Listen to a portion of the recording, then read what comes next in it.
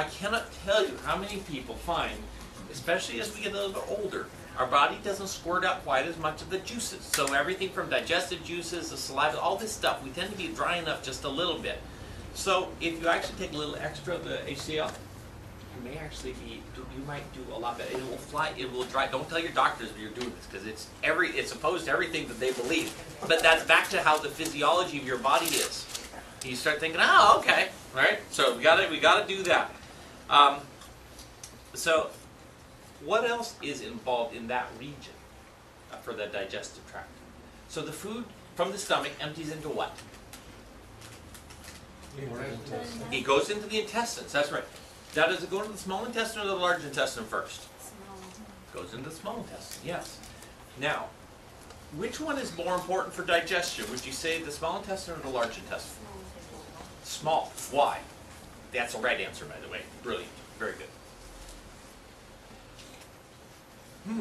So let's, for the purpose of our class, whether this is just almost to simplify things it helps me to simplify it. But small intestine, almost all the digestion that's left happens in the small intestine. I think about the large intestine. While there are a few things having to do with some of the bugs that are in the large intestine. We have like about 5 pounds of good bacteria. And a lot of that's in your large intestine, right? So there's some really good things that does for our immune system and things like that. Okay. But if you think about the large intestine primarily as taking this stuff that's slushy, that moves through our system, so it's firmer so we can eliminate it, that's kind of, if you think about it, that's kind of the job of the large intestine. So that means we've got to go back to the small intestine and start thinking about what happens there. Now, we all have a liver, all right? So, and we all have a pancreas, and we have a small intestine. Those are all very, very involved in this small intestine section, all right? The reason is the liver, the stuff it makes squirts into the small intestine, and the stuff the pancreas makes squirts into the small intestine. That's what makes the small intestine work, all right? So, what is made in the liver that has anything to do with your digestion? Bile. Bile. What does bile do? Breaks down fat. Yes. All right. So, does the liver squirt the bile directly into the small intestine? No. What is involved? That's correct.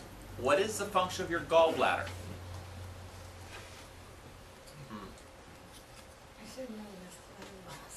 Yeah. Okay, but this is, this is a great. Do you realize how little we really know about how our body functions? I mean, this is why you guys are in a class. You're trying to say, I want to understand how this body works. What could be going wrong?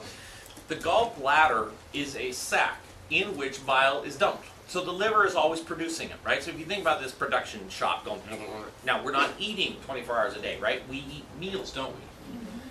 So what this does for the functional aspect of it is the liver is just cranking out the bile that it needs. It goes into the gallbladder. And then when the gallbladder, like I smell Krispy Kremes, which I shouldn't, right? But if I smell something that I know has some fat in it, French fries or anything like that, right? Guess what happens? The signal starts going down to the gallbladder to do what? Squirt. And then what happens is, because it has to all coordinate, right?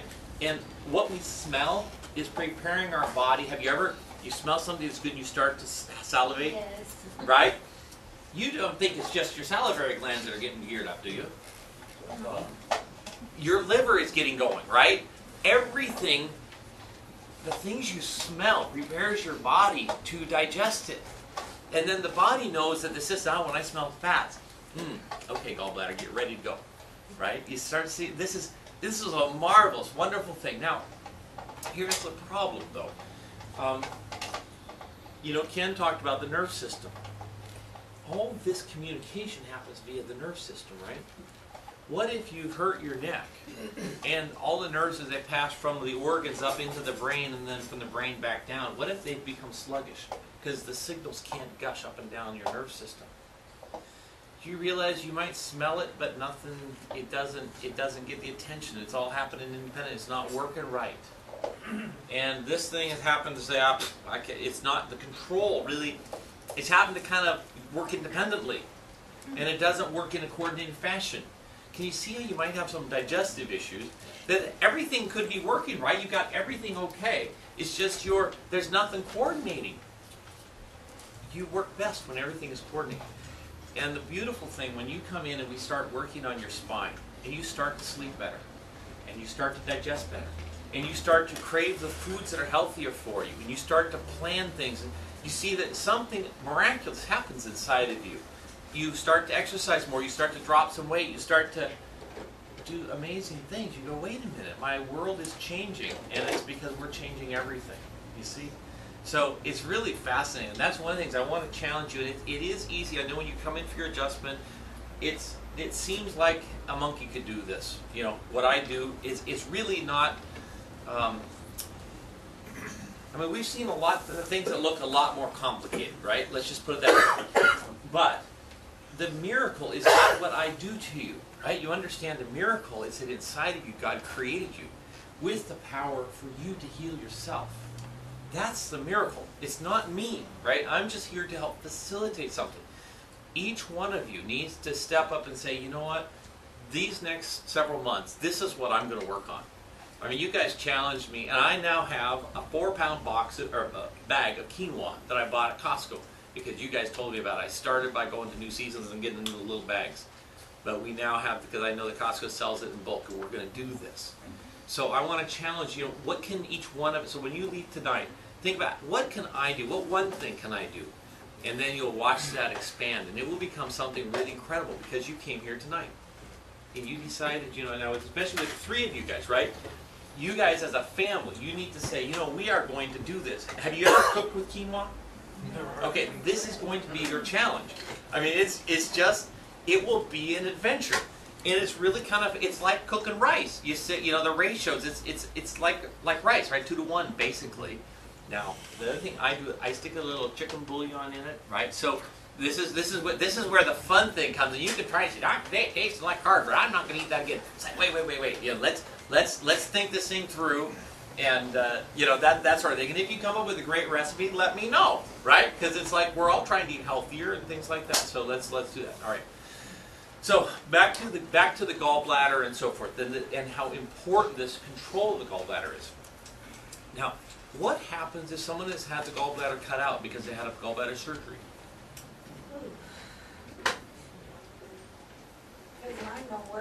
Hey, well, and see, if you've got gallstones and things like that, you understand. I mean, this is a problem. Now, I can't tell you what I would recommend doing on that, because I will tell you there's a school of thought where they do things that are called liver flushes, which you take oil and then you follow it with a really strong acid sort of citrus sort of thing. The problem that I have with that is if it creates a really strong squirt and one of those balls gets clogged up in the pipe, guess what you just created for yourself? You just created an emergency need for gallbladder surgery, right? You understand? So I really don't recommend it, but I just want you to understand there are some things in a natural standing. If the gallbladder was made to contract and squirt out the fat, you've got these balls. If it were possible, if the balls were small enough, and if you're willing to put up with some misery and understand that if you do this, you're playing with fire a little bit. But if you don't care and you want to do everything you possibly can, right? You know, you might want to look into the whole liver flush idea. It's an option for people. It's not something, to me, it seems I would almost rather go a little different route. But each one of you has to make the choices for yourself, right? What are you going to do? And then I will affirm and support your choices because, you know, this is America. And I want you to make the choices about your health. I want to inspire you to make better choices. But it is the sort of thing. And we could think, instead of thinking about the gallbladder and the stones that are in it, let's think instead about how do we make the gallbladder such as it is, how do I make mine work better? Now, where do you think the nerve supply to your gallbladder comes from? How does the nerve get from your brain down to the gallbladder? Yes. And where does it branch out of your spine? Interesting. No. Now, here's a principle.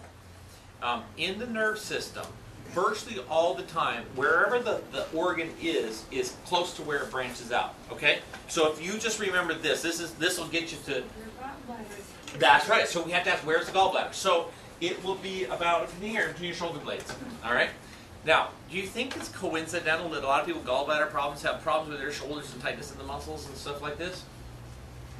So, when I start to get your neck and your upper back and your shoulders working better, you know what will probably also be working better? Your gallbladder, right?